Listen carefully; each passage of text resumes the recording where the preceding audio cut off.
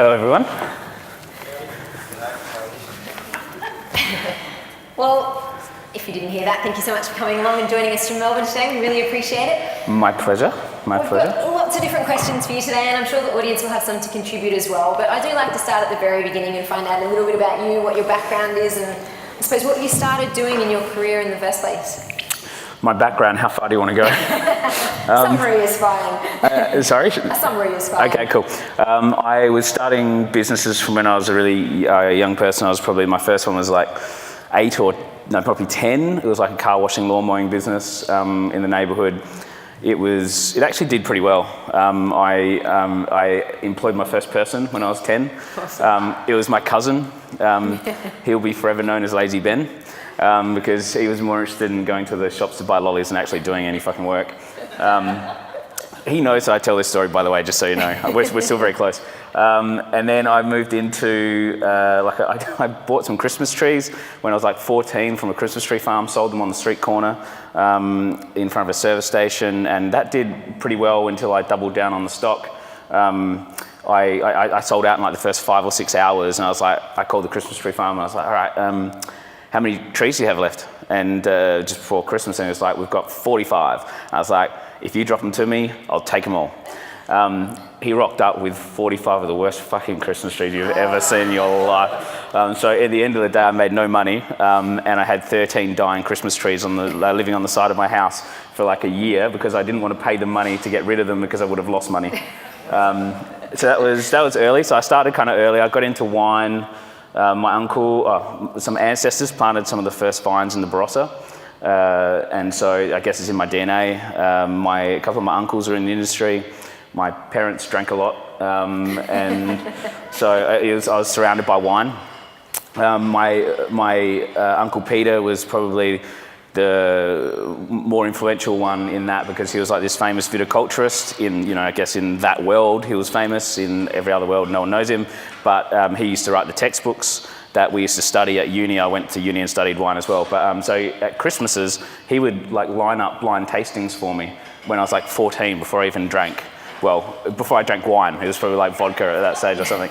And he used to line up these blind tastings and say, all right, Justin, I need you to pick variety, vintage, and region. I'd be like, Uncle Peter, like I don't drink wine, how the hell am I supposed to do this? And he'd talk me through it. He said, I'll help you, I'll guide you through what this vintage would look like, what that variety would look like. And so that kind of piqued my interest. So every time I saw him, he would do that. So by the time I was like 18, I was hooked on wine. And so I went and studied it at uni, worked in the industry for a while, holding tastings for people. And different companies being like their spokesman, I guess, and then worked in a wine shop for a while, and then I gave it up when I was 23 and became a stockbroker. I studied financial markets and did that for a while, right when, I think it was 23, you can probably check because I'm about to tell a story on the market, but it was like the tech boom. It was like late 90s, and everything I bought was like amazing. And so everyone thought I was a genius until the tech crash. Yes. And I was like, I don't like this field anymore. And so I got out of that. And then I started a property development company with the little money I had left from the stockbroking thing. And I did a deal with the guy that owned all this land. And I managed to convince him to give me this property, this big chunk of land for no money down, and the little bit of money I had, like with a distant contract, a little bit of money I spent on the architectural plans and the initial marketing, and I pre-sold them, and I was like 15 places, and I pre-sold them all, and that worked, and I was like, woo! And then I did another one next door to it, and that went really well, and then something happened which didn't go very well, and I had to start again when I was about 28, and then and at the same time, which completely randomly, of course, but I broke up with a long-term relationship, and I was like, fuck, I got to leave this country, so I went to South America, and that's where I discovered Facebook, and then that led on to my first wine company, which was like a Facebook for wine.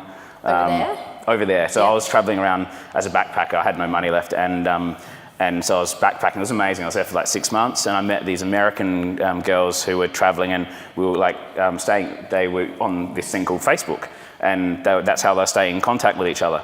And they were saying they invited me to that network because they want to like meet up in different parts of South America.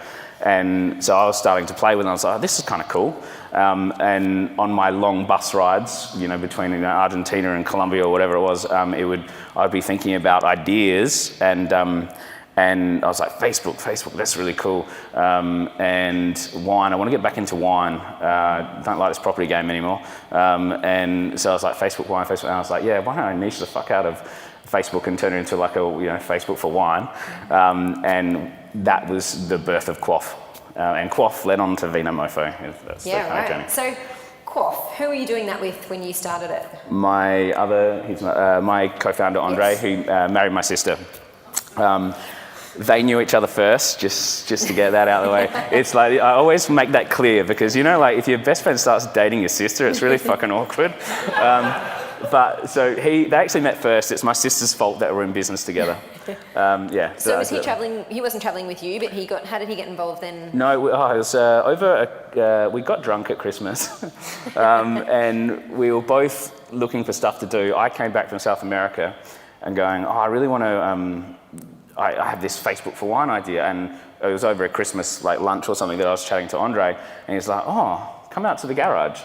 And he took me out to the garage, and he was working on this thing called Red Cellar, completely randomly. And it was like a customer review site for wines. And you're like, oh God. It's like, oh shit, we might be in competition. And then after a few more bottles of wine, we thought it was a great idea to go into business together. Because we never would have chosen it otherwise, because we didn't like each other. We really didn't. Like it was the first time. One of the first times I met him, I asked him to walk outside, get outside because I'm going to have a crack at you. But that's the only time I've ever asked anyone outside for that. It was because I was so protective of my sister. But anyway, and so he takes me out there. We go, all right, shit, maybe we should do something together. And after a few more wines, we're like, yep, done. Let's work out a name, and we couldn't get the normal spelling of Quaff, so we misspelt it, which we thought was cool, but is really useless for Google. Yeah. So you rolled them into that then at that point, and tell us what that did in its kind of early iteration. It was like a community of wine lovers that could rate and review wines, meet each other, talk. It was just a community around wine online. And in those days, that was the first one that had happened in Australia. There was another one in the States that was run by a friend of mine, who's become a friend of mine. But in those days, it was new, and it was a way that we wanted to talk about wine. Was very kind of. It was much younger, and it was kind of getting rid of the bow ties and BS around wine, because I'd studied wine. I'd been involved in it for so much, but I hated that intimidation, that kind of that bullshit factor that kind of stops a lot of people getting into wine. We're as passionate as anyone about wine, but I just hate that bullshit that's attached to it. And it was far worse back then than it is now. But yeah, so that was Quaff. So back in that day, was there a monetization plan for that business? Yeah, I wish I could say yes, but we had one, it just didn't work very well. We were going to sell advertising space.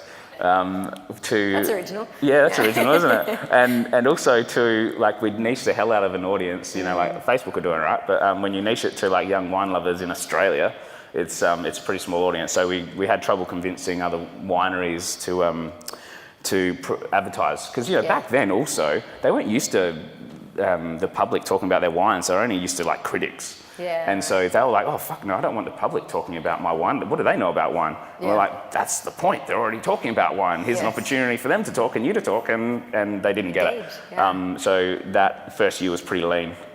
It was pretty lean. So then Vina Mofo started as a side project. No, Vina Mofo, it was, to use a really cliched startup word, it was our fourth pivot. And so the first one was a show called Road to Vino, which I came back from Christmas and we're all broke. And I think in the first year we earned 30 grand between two people before expenses. So it was an amazing year. And I came back after traveling, I guess. Yeah. I just burned all my money anyway. So I came back after Christmas and I said to Andre, I was like, you know what, Andre? What I've always wanted to do is I really want to buy a combi, travel around Australia and surf and visit wineries. Sounds like a great business. And he had the same reaction, complete silence. And he said, but how are we going to make money out of that? And I was like, well, maybe, but his background was video production, and we're like, maybe we could film it and turn it into a show, and that's what we did. So Road to Vino was born, we bought a combi, that's another whole story. And we eventually, on the second combi, started filming this show. And when the first episode dropped, Wine Australia called us, we got sponsorship, and that was the start of this kind of success. Yeah. And then it didn't like pay all the bills, but it was enough to stay a little bit. And then the third one, we was another break. It was like when Go Waller and Foursquare were around before Facebook just did all the check-ins. And we did like a wine check-in app where we were checking in all over Australia at different wineries. And a funny story was we were going to pitch to the SA tourism body to get more funding for Road to Vino. And on the way, I was like, I've just found this thing, like Go Waller Foursquare, and I think it's really cool. I reckon we could do something cool with this. And Andre's like, yeah, getting really excited. So instead of pitching Road to Vino, we pitched that one, and they said yes and doubled our budget. And we were like, yes. Wow. And it was so random, and we didn't tell them that. They said, oh, so how far are you along? When is it going to be ready? We're like, 4 weeks. And they were like, great, done. And they gave us a pretty big check. And we were like, wow, okay, cool. We better start planning. We better start building. And so we hired a developer, and we built this check-in app, and it was amazing. And it actually did really well. Still, we kept employing people as we made more money. So we weren't actually taking any money home, really, like any more money. And so my sister, who was married to Andre with 2 young kids, was still broke and still looking at me and Andre going, what the hell are you doing?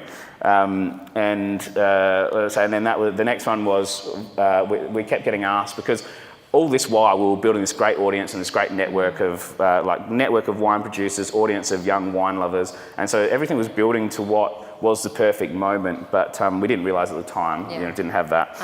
Hindsight's a beautiful thing. And so we're building this thing, but we still weren't making any money, and it was tough, and it was lean, and so every time I'd go away, I'd try and think of the new business idea. And so the next one I came up with was in 2009, 10, and that was, we'd built this great audience, this network, and Groupon was the fastest growing company in the world at that time. And I came to Andre and I was like, I've got this idea. I want to do group buying for wine. And he's like, that is a fucking stupid idea. And he's like, we've got so much going on. That's all cheap and nasty. And then I said, yeah, but this one will actually make money. And he said, yeah, if I don't want to be involved in that, the cheaper. I said, yeah, but neither do I. Like, our audience doesn't buy that stuff. Our audience is premium to super premium. So if we just focus on that and we tell the stories of the wine and the people behind them and our love of them and only sell shit that we love, then we can do it. And he was like, yeah, absolutely, I'm in on that. So we had these 4 other businesses, and then we had this model to launch, which was Vina Mofo, originally called Vina Mojo, but Vina Mofo, Yes. Wow, that's a lot to keep in the air while you're launching a new company, effectively. Yeah, it is. It really was, but at what point did you roll them up and kind of when we saw Vina Mofo was working, so up until then we were like, oh yeah, but these ones are kind of working and we've got to keep them because we want to risk it all. And so then, but Vina Mofo, when we launched it, just went, whew, and like all of a sudden we're like, fuck everything else, we're going on this one. And that was the decision. It happened in about a month or 2, I think. Yeah, wow. So the early version of Vina Mofo to how it is now, how has that evolved? I guess, major milestones in terms of the product evolution. So we started as like a deal a day. Yep. So we just like one deal, one day. We had like a tipping point, back when they used to do tipping points. And I think our first tipping point was like 10 cases. Yeah. And we were like, oh my God, is that too much? I don't know if we're going to sell that many. And then the first day we sold like 43 cases and we're all on. But so that's what it started with. And then as we started kind of personalising to like segmenting our database to then have multiple offers to different people, then we started introducing kind of VIMs, which is very important mofos, which is like a top level of mofo, and that is for our kind of most loyal members. And then all of a sudden you've got like 8 or 10 going at a time, and then we started introducing more to have a like broader offering, and now we've got 100 different things at any one time, and probably 300 or 400 in the warehouse ready to go. Yeah, wow, big change. Let's talk a little bit about funding. Obviously you've explained that it was pretty lean in those early days. What was your first funding that you took? Our first funding, it was Andre and myself, and when we came up with the idea, and we had a landlord who wanted us in this amazing building, like it's an old brewery in Adelaide, in Hindmarsh. And he was like, I just want your energy. Like, he was an older guy, done pretty well in business, like made some good coin. And he was like, I just want your vibe around here. You're great for the wine industry. I just want you to be in our building. And we're like, we can't afford anything. And he's like, what's anything? We're like, pretty much anything. And so he gave us the most ridiculously cheap rent and we had this great space. So when we came up with the idea and we didn't really have much money to do it, we went to him and said, hey, this best fucking deal he ever did. Can you contribute some money? We need like 100 grand to get this off the ground. Yeah, this is gonna fucking scare you. And so then another mate of mine, a mate through another mate, came to me and pitched me an idea. He wanted to work with us and he was like, I just want to do something for you. I'll bring in some money. I'll do wine clubs or something. And we're like, no, but they've got this other idea. And he was like, oh, what is it? And I told him about it and he's like, oh, I'm all in. So these two guys both put in 50 grand. Awesome. And they own 25% of the company. Which at recent numbers is substantial. Yeah. So anyway, so that was the first round of funding. Yep. Which, we undersold ourselves fairly strongly. Now I'm like, I get pitched all the time with people and they're like, we got no idea, no model, no traction, no product. Our pre-money valuation is $2 million. I'm like, fuck, I wish I'd said that. Yeah. So that was our first funding. Our second funding was when Catch bought in. So about a year in, we got, 6 months in, we got to a point where we needed to scale really quickly because we were getting lots of pressure from big retailers. Can't mention them because I'm on video, but they were doing some really nasty things and trying to dry up our supply. And so we needed to get to a point where we were big enough that we were buying as much as them from individual producers, so then the producers could tell them where to go. Yeah. And so that meant we needed to scale even quicker than we were scaling. And so we went looking for money. We pitched the Angel Network in South Australia, and it was so funny because we pitched them before with Quaff. Right. And when we were pitching with Quaff, like not a single hand went up, and we were like, oh great, and because it was a shit business anyway. But the second time we were going to Vino, every hand went up, and we're like, oh, this is different. This is cool, because all our numbers were like this. It was amazing, and so anyway, they said yes, and we're like, great. And we were only asking at that stage for like 300 grand at a 1 mil valuation. And this is like months in when everything is like, this is like young and inexperienced and stupid, I guess. But this was 2011. And I wish I'd known a little bit more. But there wasn't this, like there wasn't all these events, and you didn't know heaps of startup people. There wasn't a strong community, which is why you guys are so like lucky to be a part of this. Like it was like reading books and like calling up someone who'd done well in business, like going, what do you think? Whereas it's just so much more available now. But anyway, would have saved me a lot of money. But so they all said yes, but then they started negotiating like hard on like 50% now and 50% when you meet these things, and we were growing so fast. By the next month, we'd made as much money as what they were offering, and we ended up just going, you're taking too long, see you later. And then we were in negotiations with a big media company, that one of the two, and they were wanting to take 30% of the company, and they were going to give us a good deal.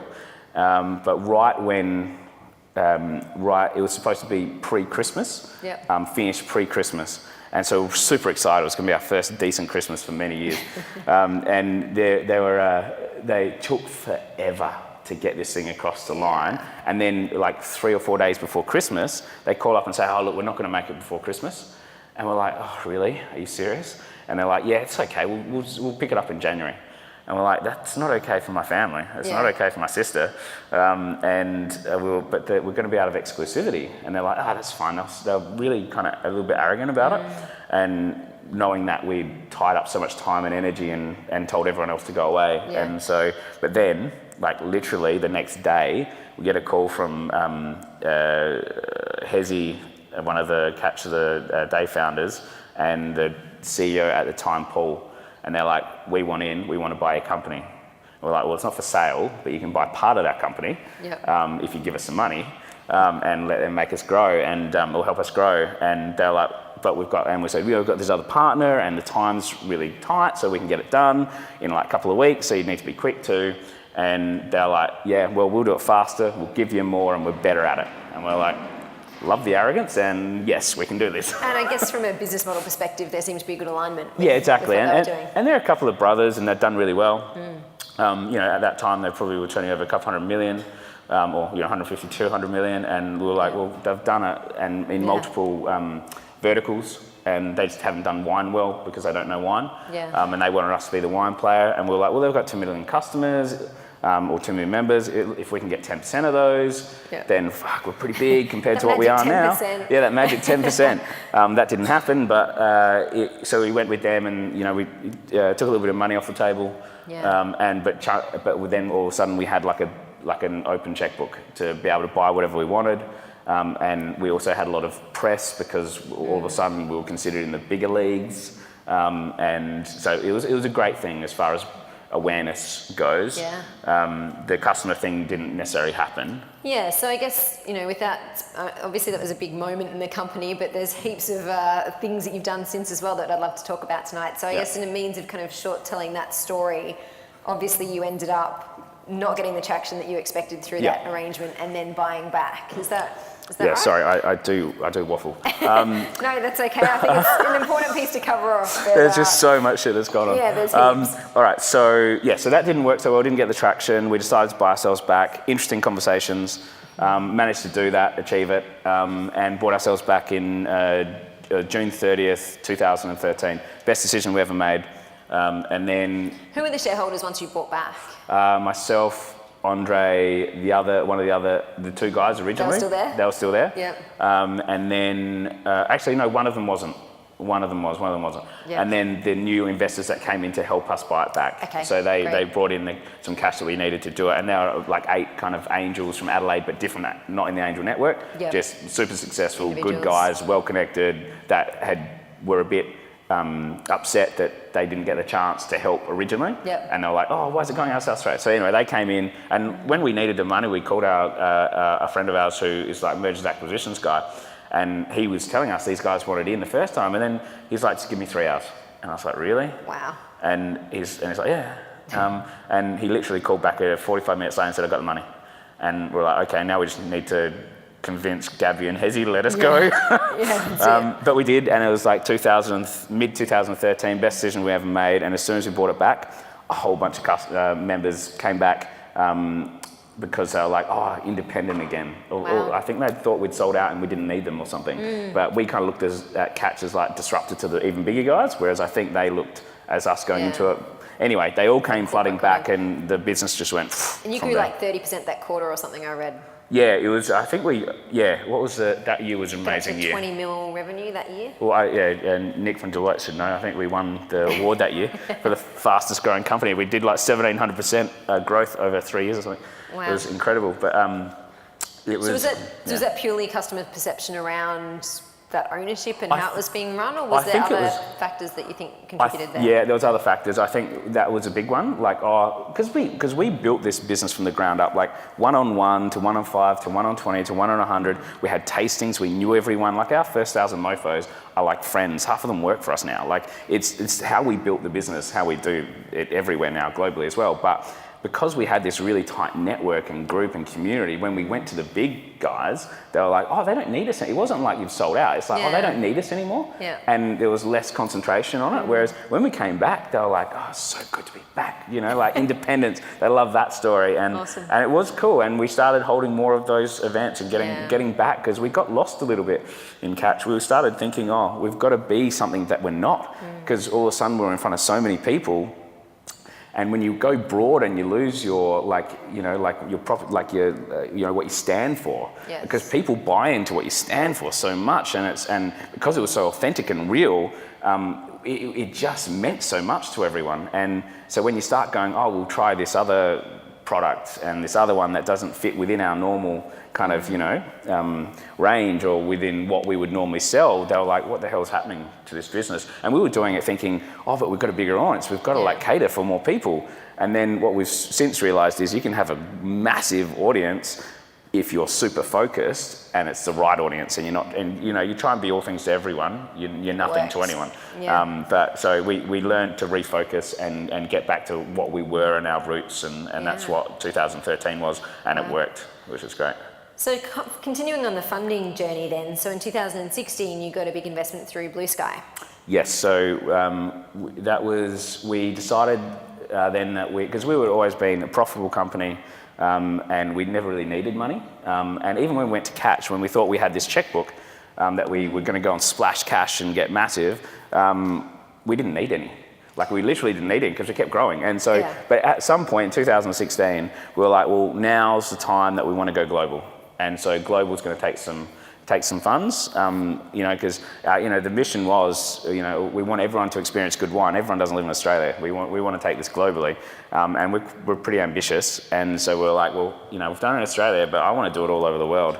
Like the numbers are good, but I want millions of people. I want a tribe of millions. And so that was the plan. And so we started raising. We went to America. We went to Australia. We were chatting with all the good guys in Australia and a lot of amazing people in America, and some through Asia as well. And then we ended up settling with Blue Sky, which is a Brisbane-based VC, and they are fucking legends. They are the best bunch of people in the world. They're just like, tough times, good times, really great humans. So really happy with them. And awesome. it was a big race. I interviewed Elaine earlier this year actually, and cool. as someone here has reminded me, she did say that your pitch is one of the best she's ever heard.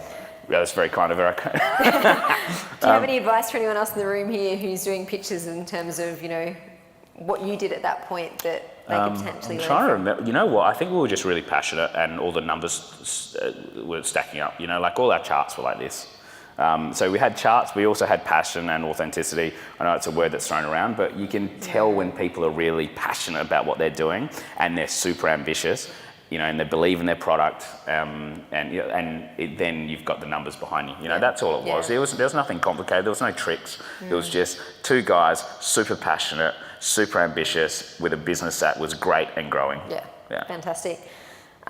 You spoke about having no money, personally throughout much of your journey. I'm sure throughout that there was a lot of pressure from people around you to throw in the towel. How did you kind of get through that, and what were the solutions or things you did to keep going? So I remember one point in particular, which is I mentioned at a screening, if everyone hasn't seen or if no one's seen, The New Hustle, which is a film that Vina Mofo are in, which is about the startup journey. Please go and see it. But it was I remember at a screening we were being asked similar questions, and I actually told the truth about this part. Right. And there was journos in the room, and I forgot to ask if there was journos in the room, and they were going to use it, and they fucking used it, which is not great. But anyway, and I know there's a camera on, so I'll keep it light. But I think there was moments when it was super, super hard. Like there was moments when I relied on things that I'd learnt through going to courses like Tony Robbins courses. I know that he's like big and out there, but some of the things I learnt through him were quite amazing. There was moments, like in the darkest moments when I didn't have any money whatsoever. I was riding a scooter, I didn't have a house. There was just like the darkest moments. There was this thing, I think it's called Man in the Mirror or something around a mirror. I remember leaving my house because I couldn't afford it anymore. And all my furniture was gone. I just handed in my car. All I had was a scooter.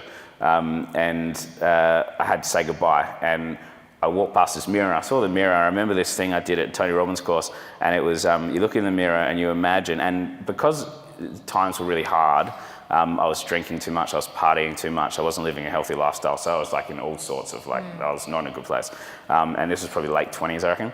And so I looked in the mirror, and you do this thing where you go, all right, I'm going to imagine myself if I continue down the path I'm going down for 1 year, and then 3 years, and then 5 years, and then 15 and 20. Or 10 and 20, and like you start crumbling as a human, like you start getting down and depressed, and you start fucking crying. By the end of it, you're just a shell of a human, and then you kind of reverse it, and you're like, all right, so if today is my day that I change this, and I go like 1, 3, 5, 10, 20, and I live the life I need to live, I get courageous around what I'm doing, and I've all those great things. You start standing up, and you start your shoulders start going back, and you stand tall, and by 20 years, you're like, fuck yes, let's do this.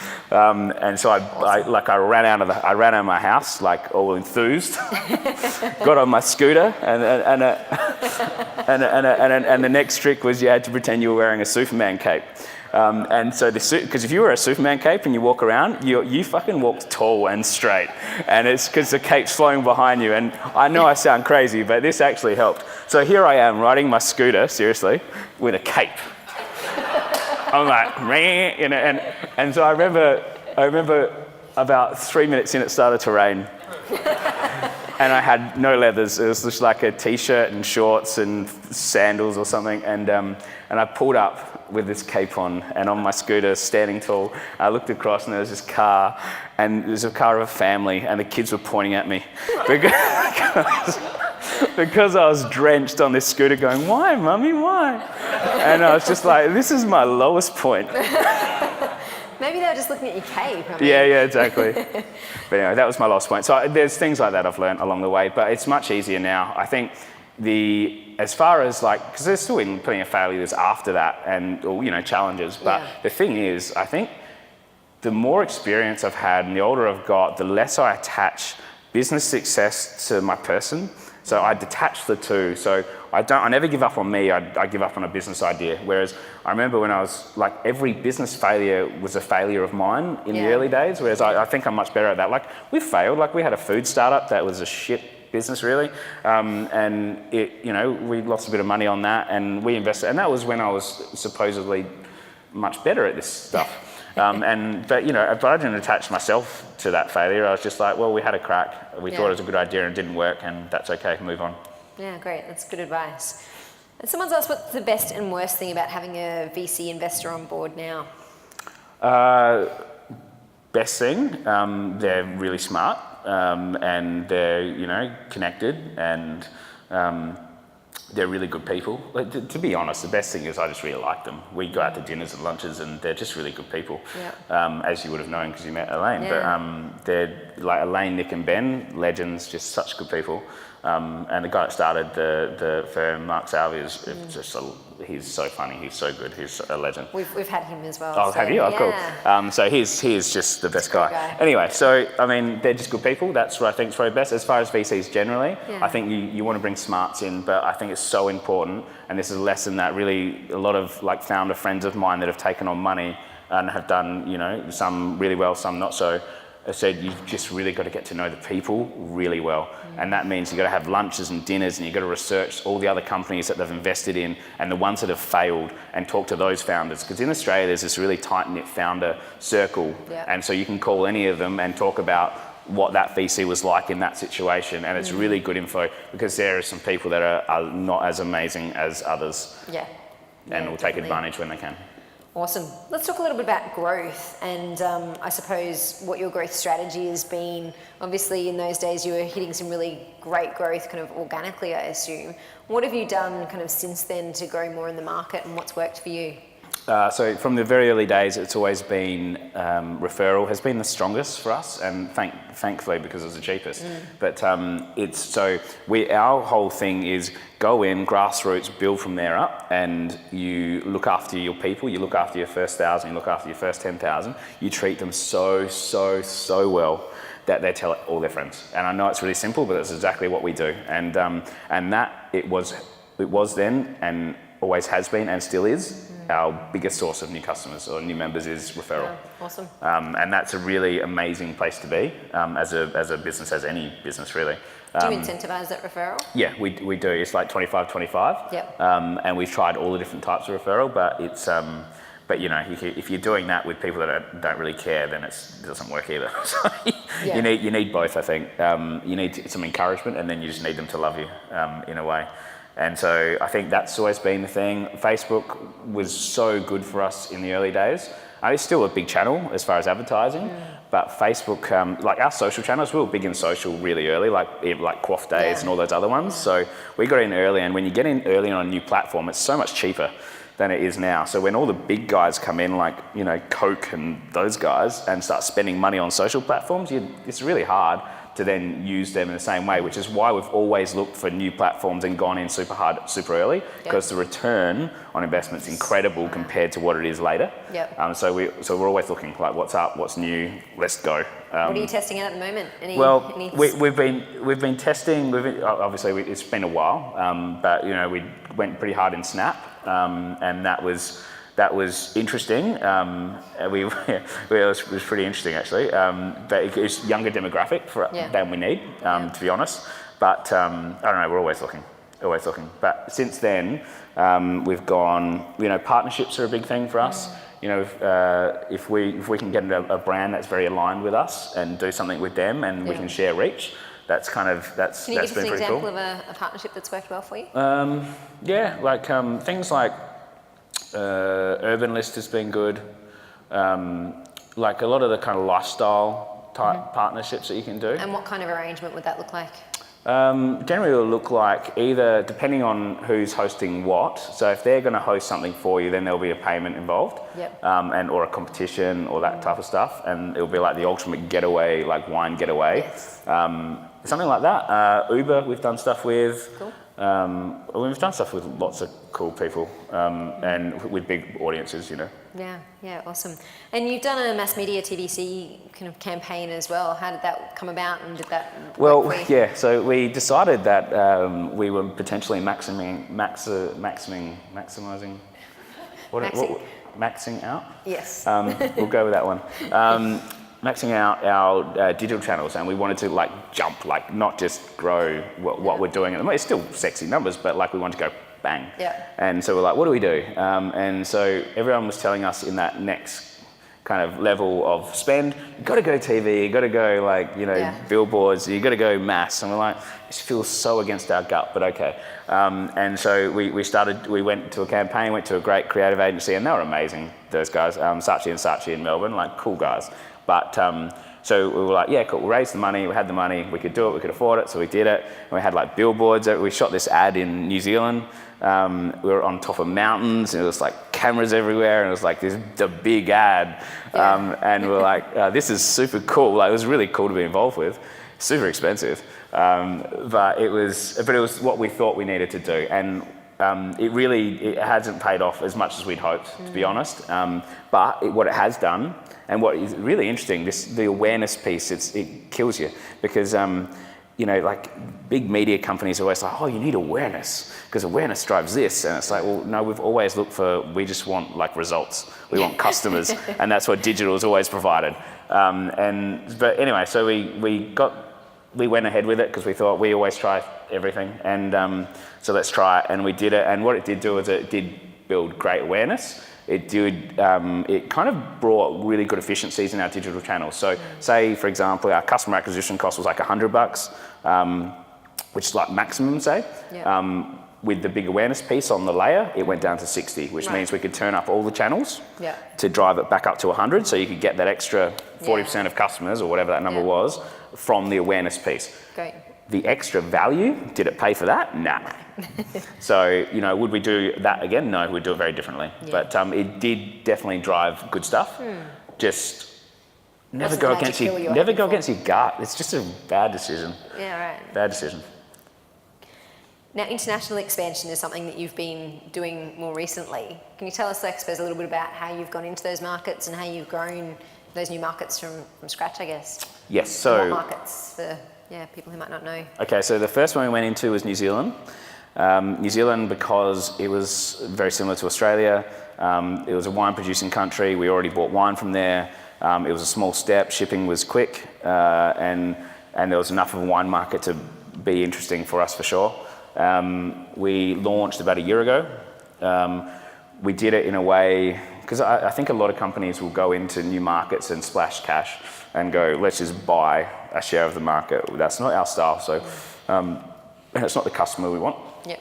So what we did was we did a launch party, some pre-launch PR, told our story over and over and over again, and got to know the media, got to know the wine guys, got to know our early mofos, and just loved them to death. And so that was the way we did it, grassroots. As simple as one-on-one coffees. Seriously, that's how. And Global's my place. So I've had a lot of coffees and lunches, but that's how. Just wanting to get to know everyone. And so then, the first event we had, I think, maybe how many people was it? 100, 150 people when we launched it, and that was after a pre-launch campaign. Yeah. And then from there, it's grown. It's going really well. I think it's got about 20,000 people there now. Maybe over that actually, and it's a good business. It's profitable. It's growing fast, and I'm super excited about it. Then we were like 6 months later, we're like, we launched Singapore. We chose Singapore because it's one of the two kind of wine hubs of Asia. There's Hong Kong and Singapore. Singapore's our company structures were set up there. Yep. It's common law, it's English law, and it's a great place to do business. Lots of expats. They like wine, and so we're like, all right, we'll set up there. We did the same thing, pre-launch campaign, media, getting to know everyone, and then that just went like gangbusters. It's like insane, that business. It was like, it's growing way more than like our forecast, and we are ambitious with our forecast. Fantastic. And so that's an exciting one. So now I'm over there every month or so. I'm going there next week for, we're taking the New Hustle, that film over. We're going to do a screening for Singaporeans like in one of their co-working spaces. Awesome. And then I'm taking out our 50 top mofos for a dinner just with me. Yeah. And that's the type of thing we do. And then I'll have another lunch or dinner with some media. And it's just very grassroots, ground up. That's the way we do things, instead of going and saying, we'll spend $500,000 and just buy. Yeah. Awesome. Are there any legislative issues? I mean, obviously with alcohol sales, that's a big factor for you guys. Have they, been any serious issues in terms of holding you back from what you wanted to do, either locally or internationally? Yeah, New Zealand's a funny one for that, because you can't advertise discount on wine, like above a certain amount. I think it's above 25%, and all of our deals are like 50, 60, 70% off, so we can't actually tell them how good we are. And then plus you can't even do referral. So like when you're referring, if you get a referral credit, if you get the referral credit and all you can buy on your site is booze, you're not allowed to offer it out externally. And referrals are our biggest thing. Yeah. So we're like, how the hell? So now when I have like dinners and stuff, I tell them, because you're allowed to offer it, but it's got to be in app. So you can't actually promote it anywhere. So like I'm dropping it in media, I'm dropping it like in dinners and lunches, I'm dropping it everywhere I can. I think we're about to do an in-app thing now, so where like a pop-up to let them know, because it's just really hard to promote it when you can't do it that way. So we've run into that. There's always legal stuff. We sell alcohol, you've got to be very careful with these things. Definitely. Now, a topic I wanted to talk about tonight as well was mistakes and failures. Obviously, in the startup space, it's something that comes up a lot. And obviously, we've spoken about some of your earlier kind of business ideas, but since you've been doing this business model, what have been some things that have happened throughout your journey that, you might do differently in hindsight, or that have taught you a good lesson that you can share with us? What I do differently, I wouldn't go away from what we stood for. It's like in that period with Catch, we really did lose our way a little bit. It was brief, and we're far more judgmental on ourselves than I think most people outside would notice. But that was one of the things. I was disappointed in the fact that we did that, and we couldn't see that was the wrong thing to do at the time. It went against our gut, and I keep going back to gut, but it's like, all my bad decisions have been when I've gone against my gut, and so I knew that was not the right thing, but I went with it. So that's one of those things. People is probably the thing that stands out most of the time now when I'm talking to people about those, like the mistakes we made are hiring the wrong people, keeping the wrong people around too long. Like you hear this from like a lot of people, but it's like, hiring the wrong people, keeping people around for too long. Because it's like you get the wrong person and have the wrong cultural fit, and they're like negative, and it's like a cancer that grows within your organisations. You got to identify it, get rid of it, and move it out as quick as you can. And culture's always been important to you. How do you bring that into the organisation? Look, I think it's such a complicated thing. Culture is like this evolving, ever-changing beast of, we've got 120 or so people now. And you've got 120 humans. Like that's a lot of stuff going on. You've got people that have going through some pretty tragic stuff, and you've got some people going through some really challenging things and having great moments, and like marriages, kids, and then you've got breakups and illnesses, and like there's a lot of stuff going on. It's kind of like, it's almost like, it's never like this, all right, we've got it, our culture is sorted. It's like you've got to decide and communicate really well and really regularly what that culture is and what you want it to be, and you've got to lead by example, and you've got to constantly bring it into all the decisions you make, and constantly lead by and be seen to be living it. and breathing it, and then communicate it and over-communicate it, and then remove anyone that doesn't fit within that. And then just understand that even though you're great, because we've got a great culture in our team, like amazing, but even though you're great, that you're going to go like down here a little bit and then up here a little bit and down here a little bit. But as long as you're there and not down here, it's a great thing. Can you share with us any pillars that you kind of build your culture around? Is there anything? Like we've got a credo. It's around doing some good for the world is one of them. I think it's basically around being authentic and real, being human. Is really, really important, and I think it's just removing all the bullshit of the corporate and understanding that we are human. It is not just a job. You need to give more than just a paycheck. You need to people need to come to Vina Mofo and get fulfilled in so many more ways than just a paycheck. Yeah. Well, I think we can tell by the way you speak of how important people are to your team, and I know I overheard you speaking earlier about taking the time to really understand your team as well, which I think is really special and something not many companies do to the extent that you do. Do you want to just quickly share what that process is and how that works for you? Yes. I was giving an example when we were chatting earlier. Has anyone, hands up, has anyone done the love languages thing? There's like 6 or 7. I'm about to change your life, gentlemen. If there's this test called love language. It's just one of the many tests that we do to understand our team. But we went through it was a while back where we discovered it and we were like, everyone's doing love language tests. And love languages are typically used in relationships. Yeah, obviously, exactly. So applying it to the workforce is a slight slant on that. It's a bit weird, isn't it? Yeah. No. So what we do is basically like it's people's individual love languages, as in like what they get the most out of. So it's like one is acts of service, another one's gifts, the third is like words of affirmation. And what's like that time? Quality time, and touch, physical touch. Men are like, I'll go that one. Organisation, if they say physical touch is my thing. Hey, if they come up as physical touch, how do you manage that? Well, you give them massage. No, you get masseuses in. Maybe I don't know. Maybe it's just like a touch on the shoulder. I don't know. Pat on the back. But we're being recorded here. But we'd find people's love languages, and it makes a huge difference when you're talking to someone, knowing what they appreciate more. So I mean. It's super powerful for like personal relationships, so everyone should go and do it anyway, to know what your partner is love language is, and if if you get like acts of service, then you've got some work to do.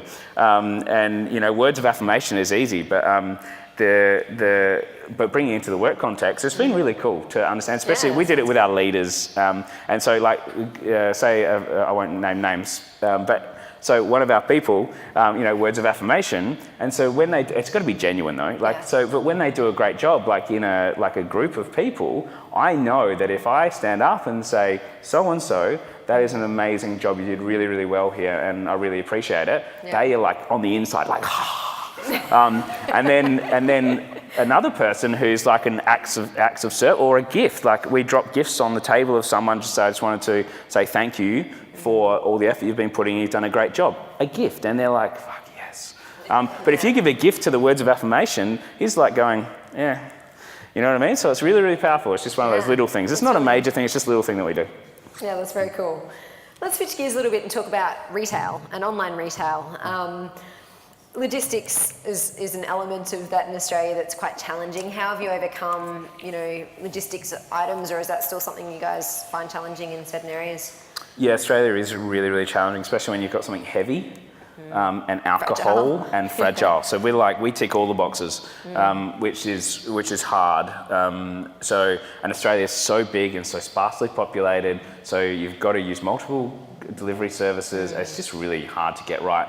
And until you're a certain size, especially in the wine industry with those kind of things going on, to run your own warehouse feasibly is really hard. So you've got to outsource to third party. So we've gone from like a tiny warehouse where it was part of the office we were in, when we're like hand packing ourselves, to a third party logistics, and then they kicked us out because they were our competition and we were growing too fast and they wanted to cause trouble. And then we went to another one, Catch. We used their warehousing, which was cool. and they were using Australia Post at the time. And then we went back to another third party when we left Catch. Yeah. And anyway, so we've never nailed it until more recently. Yeah. And so it was, and we're still not, still want to improve, but it's been one of those things that's really got to us because we put so much energy and effort and love into everything we do, like whether it's the team, the product, the customer experience, like our customer service, or whether it's the like UX, whatever it is, like everything is got so much care and love, which is one of our credo, like, care more. Care and love in it, that then we hand it over to someone else to have the personal interaction. And we're like, this kills us. But it would also kill our business if we tried to do that ourselves Australia-wide, because it's too broad, it's too big, and it's too sparsely populated. So it's been one of those things that's been really hard to deal with, knowing that we wanted to deliver the most amazing experience we possibly could. So the first step was get to the size big enough where we could take over warehousing, tick. We've done that. What do you mean by that? How many warehouses and where? We started with the main one in Melbourne. Right. So we had to get to more than, I think, 200,000 or 300,000 cases a year to be able to do that, to make it feasible. And so we're like, cool. And and it's been a great result. It's amazing, incredible. It means that we can change stuff. It means we can put notes in. It means we can add t-shirts and do all the kind of personal touches. It means we can have like warehouse sales and meet our people. We've got a retail bit there that's like we use as pop-up. It's just, and we can stop stuff if there's a mistake, or it's just so much better. Anyway, so that was a really big thing for us, and we'll open other warehouses around the country as it makes more sense. And then we're introducing our own drivers. That will start in Melbourne initially, but we've introduced same day delivery recently, and we'll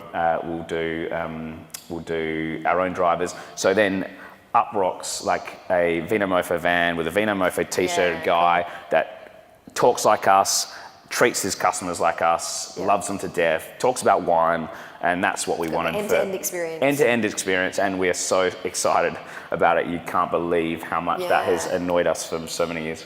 So this same-day delivery, is that available? It starts in about... In Melbourne at the moment? Yeah, it starts in like October, I think. Starts in October. That's with Australia. We're doing it through Australia Post. That they've...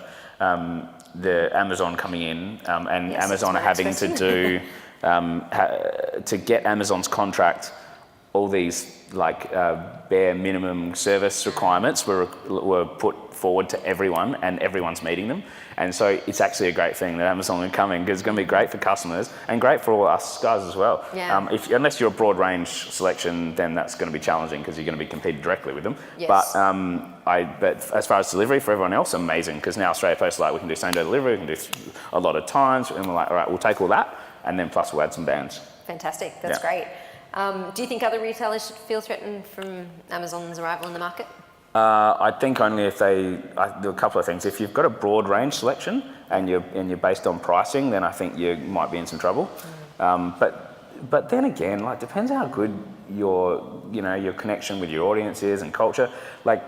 Price is a factor. It always is, and always has been. Anyone says that culture beats price, that's great, but when you're selling the same stuff and you don't have a great culture and you don't have a connection with your audience, but Amazon are 50% cheaper, you're in trouble. I'm not concerned at all about them.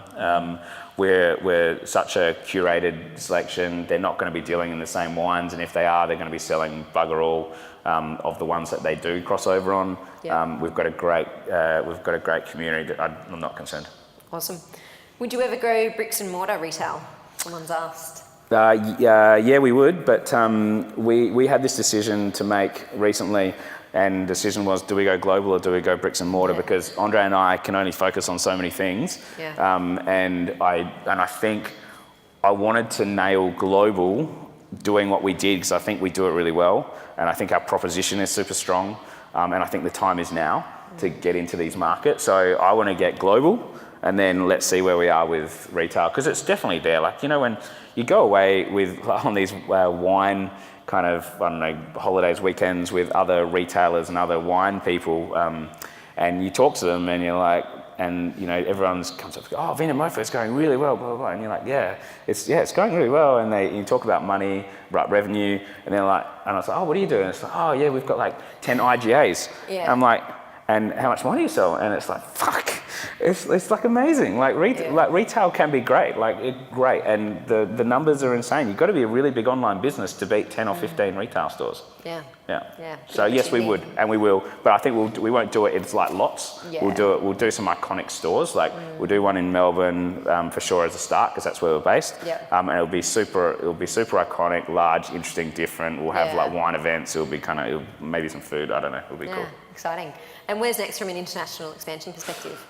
Interestingly enough, it was going to, well, I think it still is, but we're still deciding, is basically what I'll say. The plan was Hong Kong through to China, because Asia really it has like this rising tide of wine consumption, so you're not you've got the added benefit of not only grabbing market share, but market growing rapidly.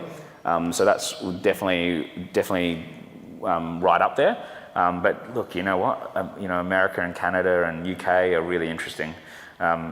California is twice the size of Australia as far as wine drinkers. So you just go into California alone, and it's pretty interesting. And they get our humour. So I don't know. It's conversation happening at the moment. I was so sure about a month ago, and so I've been doing a lot of travel, and I've been hanging out in Hong Kong and the States, and I'm just trying to. Whenever we're going into a market, I go and spend a lot of time there, and I go and meet all the wine and food and startup and business people, and just want to understand it like personally, because it's very different when you spend time in a market than just going, by the numbers, Yeah, for sure. If you could go back and tell yourself something when you were in those stages which were really hard and you didn't think it was going to work, what bit of advice would you give yourself? Don't attach the failures to yourself personally, and get the fuck over the bad ideas quicker. Yeah, it sounds really easy. Yeah, doesn't it? In hindsight, well, you said I could go back. I like it. Well, we're out of time, so thank you so much for joining us here today. That's been really insightful. I've personally taken away some really good nuggets of information there, so hopefully you have as well. I'm sure you'll be able to hang around for a little while while we have some more food and drinks coming up soon. So thank you very much. Please join me, everyone, in standing and giving Justin a round of applause. Thank you.